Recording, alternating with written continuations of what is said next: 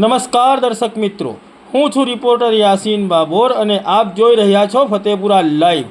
આજના મહત્વના સમાચારની વાત કરીએ તો પહેલગામમાં થયેલા આતંકવાદી હુમલાના વિરોધમાં ફતેપુરા મુસ્લિમ સમાજે કાળી પટ્ટી ધારણ કરી જુમ્માની નમાઝ અદા કરી અને આવા આતંકવાદીઓને કડકમાં કડક સજા કરવાની માંગ કરી।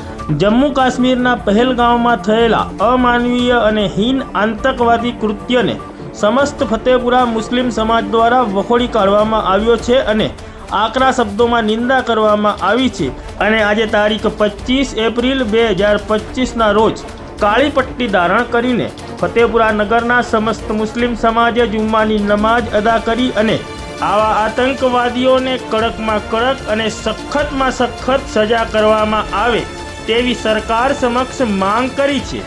તેમજ ફતેપુરા નગરની તમામ મસ્જિદોમાં જુમ્માની નમાઝ બાદ ઇમામોએ દેશમાં શાંતિ માટેની દુઆઓ કરી હતી। આ વેળાએ ફતેપુરા મુસ્લિમ સમાજના પ્રમુખ રજ્જાક પટેલ, ઉપપ્રમુખ ઇદ્રીસ ગુડાલા સહિત સમગ્ર ફતેપુરા મુસ્લિમ સમાજના ભાઈઓ ઉપસ્થિત રહ્યા હતા।